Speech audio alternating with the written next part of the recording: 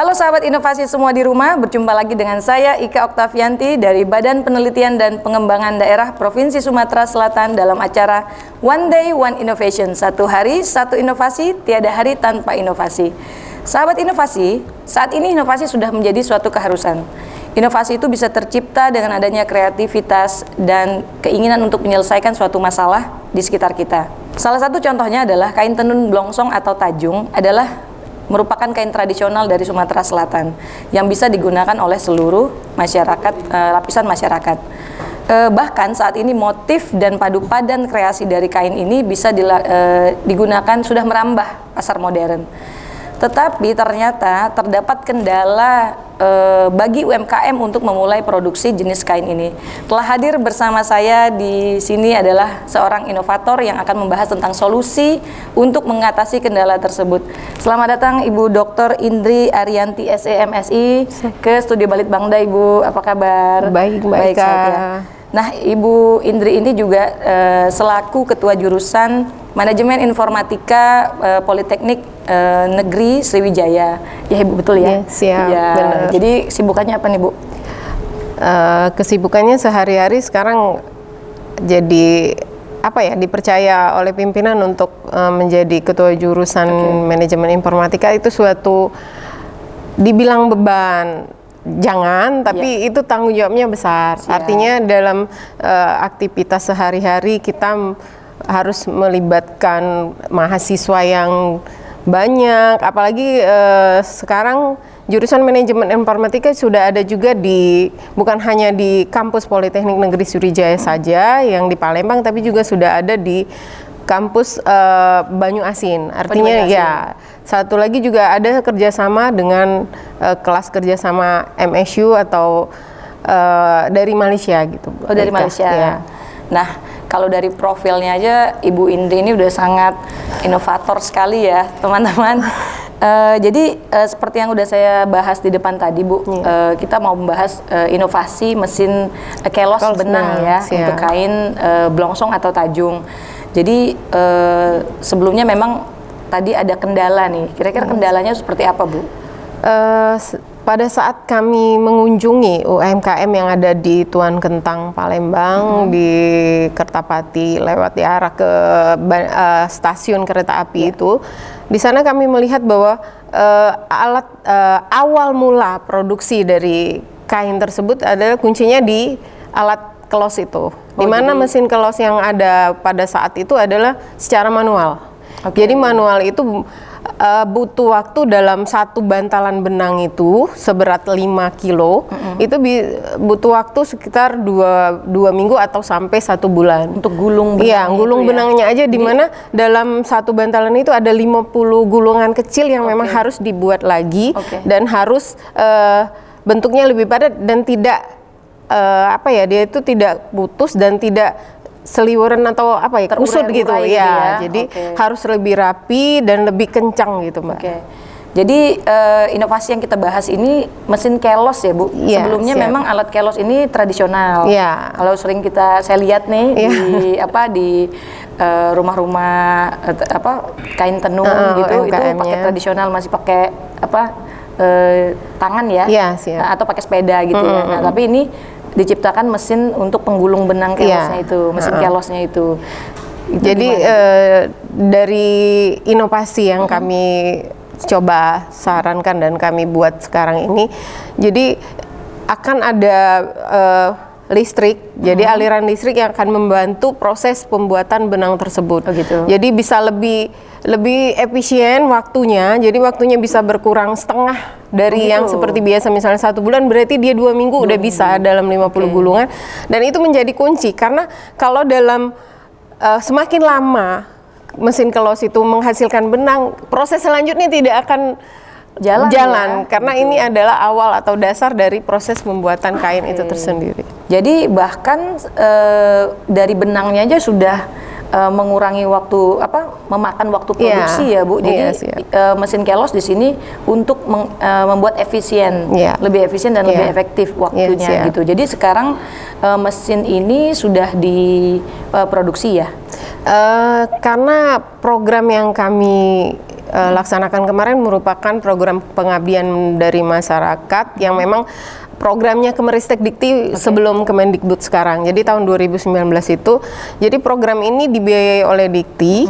Artinya memang untuk pengabdian kami sebagai dosen dan juga melibatkan mahasiswa nanti akan disumbangkan untuk UMKM tersebut. Jadi gitu. dengan hasil yang sekarang ini pun kami sudah selain alat mesin itu sendiri, kami juga memberikan spanduk papan nama untuk mereka dan juga sekalian memberikan lemari etalase untuk 2 UMKM di sana, yaitu UMKM Sofian dan UMKM Ilham. Oke, jadi memang ternyata inovasi ini sudah dimanfaatkan oleh masyarakat ya Bu ya. Tim yang mengerjakan pembuatan mesin ini ada berapa orang Bu?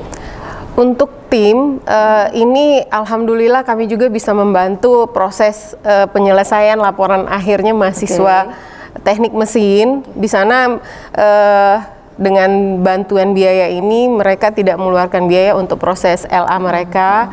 Kemudian juga kalau untuk proses pembuatan web itu dibantu oleh mahasiswa dan dosen dari jurusan manajemen informatika. Oh, jadi memang dari beberapa stakeholder yang ada di Politeknik itu membantu multidisiplin, dalam proses. Mbak Ika. Ya, jadi membantu dalam proses penciptaan mesin ini ya Bu ya. Nah, sementara ini Bu manfaatnya sudah kita tahu ya untuk membantu UMKM gitu. Saya lihat baju yang dipakai nih khas dari ini ya. Ini jenis blongsong juga ya. Jadi mungkin di sini ada kain-kainnya nih. Siap. Ini untuk yang saya pakai juga sama. Ini prosesnya ini untuk kain blongsong yang memang untuk cewek. Biasanya digunakan juga ada selendangnya.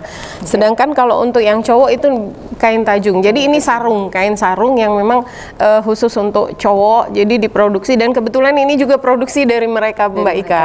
Artinya kita juga bisa sekaligus membantu memasarkan, mempromosikan produksi yang sudah ada dibuat oleh UMKM tersebut. Jadi supportnya itu tidak hanya melalui penciptaan inovasi kita ya dari mesin, tetapi supportnya itu menyeluruh sampai mereka bisa merasakan manfaatnya secara utuh gitu ya. Nah, jadi kalau udah kita lihat bentuknya seperti ini, sepertinya kain ini sudah langsung jadi ya Bu. Padahal proses di awal kendalanya banyak sekali ya. Jadi kalau tidak ada secara manual, apabila alat kelos ini secara manual, itu mungkin produksi baju seperti ini bisa berapa lama waktu gitu ya. Memakan waktu nah, yang dengan lama. adanya mesin yang kita bantu ya, Ibu bantu melalui program ini, jadi waktunya lebih sedikit ya, lebih singkat gitu ya. Jadi produksi mereka bisa banyak ya dalam 1 bulan gitu. Ya, itu menarik sekali ya sahabat inovasi di rumah tentang inovasi yang kita bahas hari ini. Karena sebenarnya mesin itu ya Bu bisa diciptakan oleh siapa aja gitu kan. Tetapi ide kreatifnya itu yang timbul dari Bu Indri beserta tim. Bagaimana menciptakan kayaknya mesin ini, alat ini tuh bisa kita buat secara elektronik gitu ya, untuk mempersingkat waktu. Sejauh ini Bu, gulungan benang yang sudah dibuat itu produksinya sudah banyak atau menurut laporan dari UMKM ya, apa sudah banyak dan memang berkala gitu, atau mereka produksi sekali terus stop gitu? Enggak, jadi karena ini merupakan awal, jadi dalam satu bantalan tadi kan itu bisa mendapatkan satu bantalan lagi yang ada di video di YouTube itu ya, jadi dia akan lebih padat lagi dan itu menghasilkan 50 gulungan kecil. Gitu. Jadi dalam proses itu dia bisa menghasilkan kalau untuk ini bisa sampai 1 kodi dia bilang untuk sarung. Jadi kalau untuk ini bisa setengahnya kalau untuk yang memang kain blongsong, karena kain blongsong kan lebih banyak banyak motifnya, banyak motif dan benangnya pun bervariasi. Jadi memang mesin ini bukan untuk memproduksi kainnya, tetapi ini benang menggulung benang itu, karena biasanya agak ada prosesnya lagi, Pak. Ada prosesnya lagi. Oke. Kira-kira pesan dan kesan untuk sahabat inovasi kita di rumah apa nih Bu?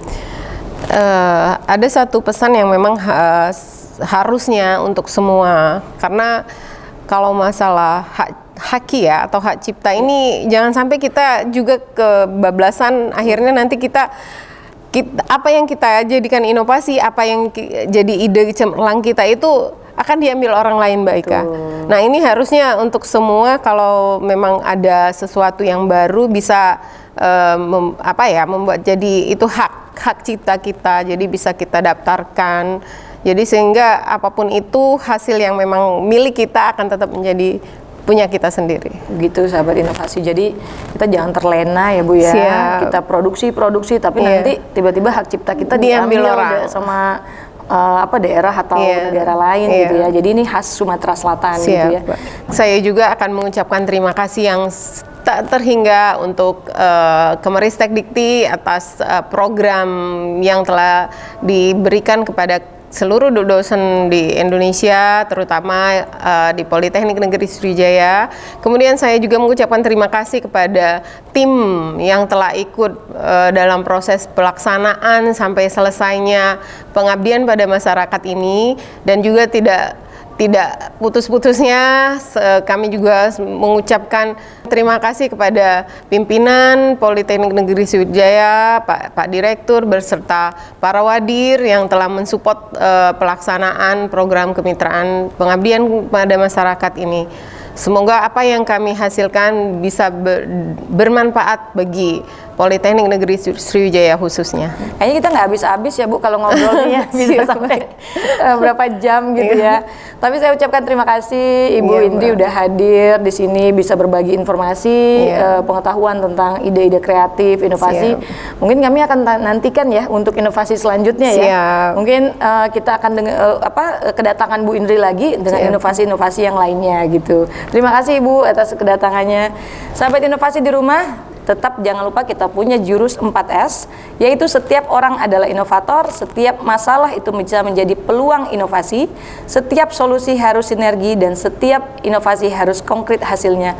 Bertemu lagi dengan kami di podcast selanjutnya. Wassalamualaikum warahmatullahi wabarakatuh. Waalaikumsalam.